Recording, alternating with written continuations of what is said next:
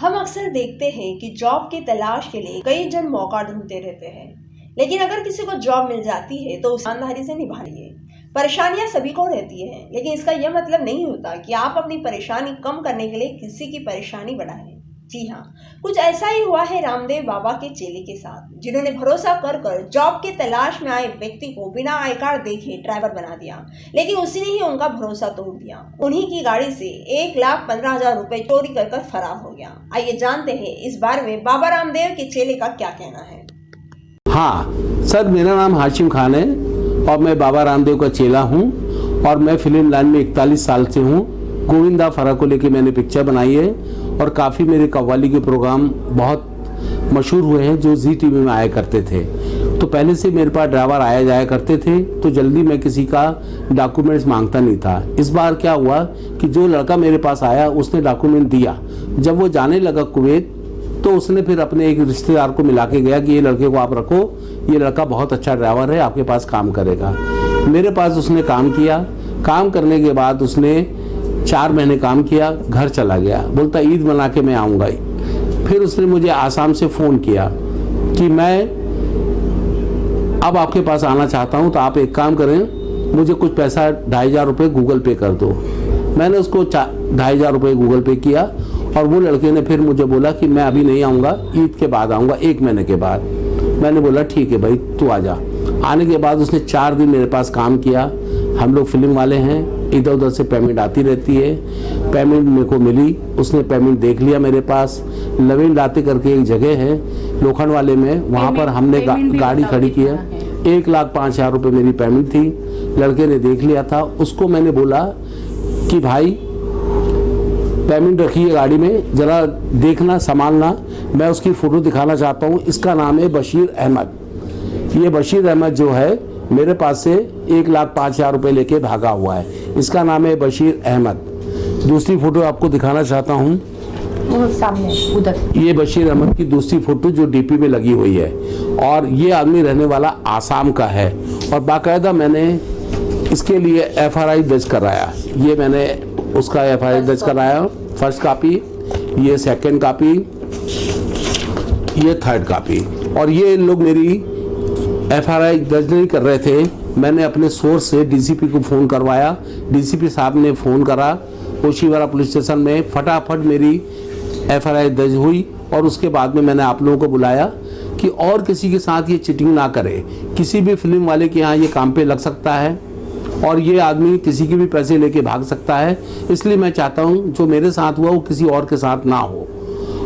तो मैं अभी जैसे एक आदमी मेरा 1,75,00,000 रुपए लेके भागकर दिल्ली की जेल में बैठा हुआ है। तमाम उसने फिल्म आर्टिस्ट हीरोइनों को, बड़ी बड़ी जो हीरोइनें हैं, चाहे वो श्रीदेवी की लड़की हो, उसको 5 करोड़ की गाड़ी दिलवाया। नूरा फतेह को 5 करोड़ की गाड़ी दी। इस तरह से कई आर्टिस्ट को उन्होंने गाड़ी दिया। मेरे पास पैसा था, वो मुझसे मांग के लिए 1,75,00,000 रुपये, मुझे गम नहीं हुआ। लेकिन इस कोरोना काल में जैसे ही काम शुरू हुआ और मुझे मकानों की किस्तें देनी थी और मेरा पैसा लेके भाग गया। मेरी एक बहुत अच्छी दोस्त है साक्षी चौहान, उन्होंने जब उस ड्राइवर को देखा तो उन्हें देखते से मुझे बोल दिया था, हाशिम जी मेरी 6th सेंस ये बोल रही है ये लड़का आपके लिए अच्छा नहीं है, इसको आप निकाल दो, इस लड़के को अपने पास नहीं रखो। फिर भी हमने गलती करी, उसको रखा। अब उसकी सजा हम ये भुगत रहे हैं कि हमारा लड़का पैसे लेके भाग गया है। तो अब आप बोले अपने चाहते क्या आप? मैं ये चाहता हूँ कि मुझे पैसा मिल जाए। अगर उसने खर्च कर लिया है तो भी कोई बात नहीं। मैं उसको, अगर उसने बहुत तकलीफ है उसको पैसे की और मेरे पैसे उसके काम आ रहे हैं, तो मैं चाहता हूँ कि वो वपरे, लेकिन कम से कम मुझे सॉरी बोले। मेरे पैर में लगा हुआ है, पैर से मैं अपाहिज जैसा हूँ और ऐसी हालत में मुझे गाड़ी में छोड़ के वो लड़का भागा, तो मुझे इस बात का अफसोस है और कुछ नहीं है। पैसा तो हम लोग फिर कमा लेंगे, लेकिन मैं चाहता हूँ इस लड़के को सबक जरूर मिलना चाहिए।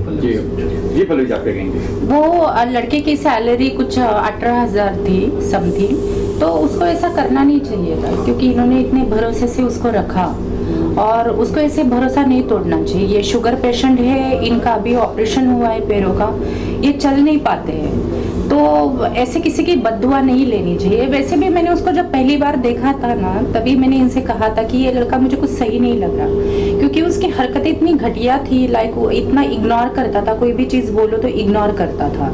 तो मैंने इनको पहले ही बोला था कि मुझे ना ये लड़का सही नहीं लगता।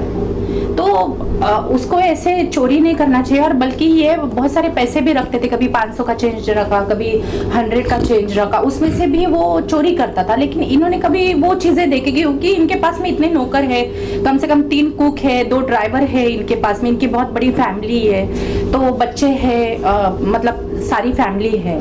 तो इतने अच्छे इंसान है, इतने हेल्पफुल है कि इन्होंने मेरी भी बहुत दफा मदद की है, और ये सारे लोग उनको जानते हैं, और बाकायदा वो रामदेव बाबा के इतने अच्छे मित्र हैं, उनसे बात होती है, मतलब इतने हेल्पफुल है कि वो लड़के के पास में पैसे भी नहीं थे, इन्होंने यहाँ से गांव में उसको पैसा ट्रांसफर किया, बल्कि उसके पास में आईडी प्रूफ था या नहीं था आई डोंट नो, उसने बोला कि मैं बाद में दूंगा, मेरा कुछ बन रहा है आईडी प्रूफ।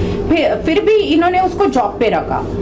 आजकल कोई नहीं रखता, आजकल कोई भी रखेगा तो आज मैं भी किसी सर्वेंट को या ड्राइवर को रखूंगी तो मैं सबसे पहले आईडी प्रूफ लूंगी, कोई किसी पे ट्रस्ट नहीं करता, लेकिन इन्होंने उस पे ट्रस्ट किया, ये बहुत बड़ी बात है, और उस चीज का उसको फायदा नहीं उठाना चाहिए था, राइट। और सेकेंड चीज ये है कि गाड़ी में पीछे बैग रखी हुई है, उसमें 1,05,000 रुपए मतलब रखे हुए हैं, और 10,000 जो थे वो 10,000 अलग से वो किसी को देने थे, हमारे कोई मित्र है जान पहचान वाले, तो उनको 10,000 मतलब टोटल उसने 1,15,000 रुपए वो लेके भाग गया। और ये कहानी है यहाँ की लव लाटे के पास में, वो ये वॉशरूम के लिए सीसीडी में गए और उसको कहा कि बेटा जरा संभालना, बैग में कैश है, मैं वॉशरूम से आता हूँ। ये जैसे वॉशरूम के लिए चले गए उतने में उसने पैसे वालों के लिए एक बहुत बड़ा सबक है, कभी भी किसी अनजान आदमी को मत रखो, अगर रखते हो तो बाकायदा